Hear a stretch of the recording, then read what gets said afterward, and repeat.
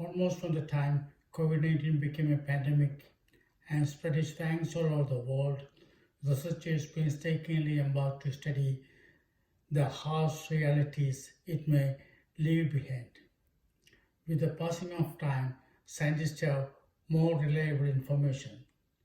Almost immediately when COVID-19 was spreading in all directions, they warned the public about its deleterious effects and how it may affect the brain, heart, and other organs.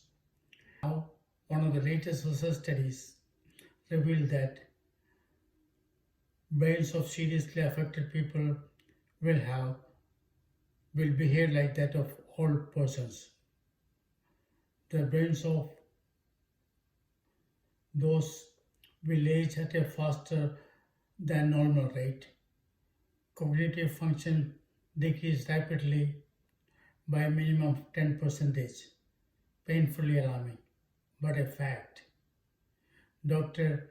Maria Mavrikaki, a neurobiologist at the Beth Deaconess Medical Center in Boston, Massachusetts, in the journal NatureAging, Volume 2, 1130 to 1137 pages of 2022, shows a 10-year average drop in cognitive function in brain of seriously infected.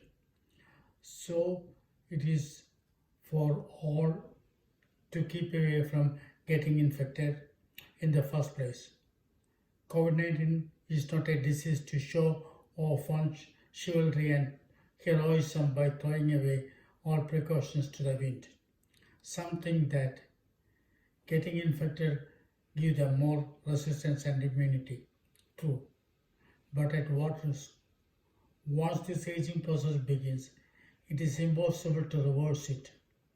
It will not immediately hurt the body like touching a red-hot iron rod, but like mishandling a highly radioactive rod without adequate protection the scientists have recommended.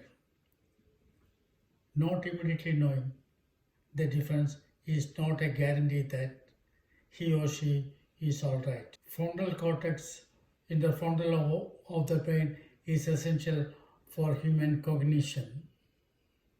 Many important intellectual functions are controlled by it, including learning, memory, etc. Maria Mavrikaki et al., using RNA sequencing, that is, a method that determines nucleic acid sequence to reveal the presence of and quantity of RNA in a biological sample, analyzed 54 postmortem brains, 21 severe COVID-19 and 33 other ICU or ventilator deaths on this critical area of cognitive function. They found inflammation and stress genes were more active in them than uninfected people. Genes linked in forming connections between brain cells were found to be less active in COVID-19 brains. These are the same characteristics found in aged people's brains that show cognitive decline by a minimum of 10%.